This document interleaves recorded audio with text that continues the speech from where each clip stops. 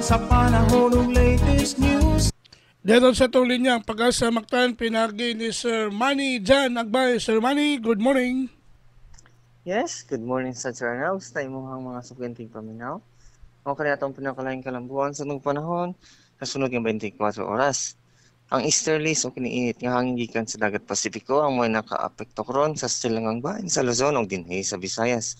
O gawas ani wala ra kita nakita nga bagyo or LPA nga nasa sulod o gawas sa tong Philippine Area of Responsibility.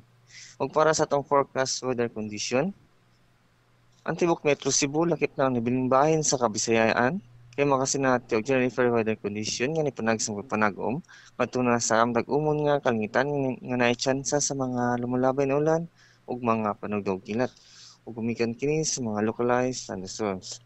Samtang hinay ngadto na sa kasarangan nga hangin nag-orosikan sa silangan ngadto sa habagatang silangan ang mapasalabi sa tibok Visayas.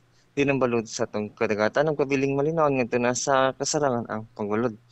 Unless na lang kung naay mga thunderstorm sa dagat nga posible makamugna og dagkong pagbalod tungod aning pag-uros sa kusog nga hangin.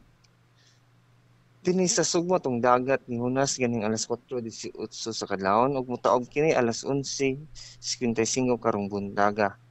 Temperatura dinhi sa Metro Cebu magagikan sa 26 ngadto na sa 32 degrees sentigrado. Matong sunrise karong alas 5:28 sa buntag, atong sunset unyang alas 6:10 sa hapon.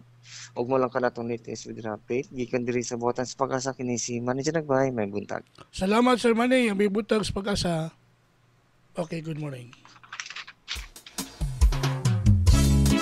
Inyo gadabati si Sir Manny Jan Agbay, ang atong widow specialist gikan sa Pag-asa Mactan nga naghatod sa tong dagan sa kahimtang sa panahon nining adlawng Lunes, Hulyo 8, tuig 2024.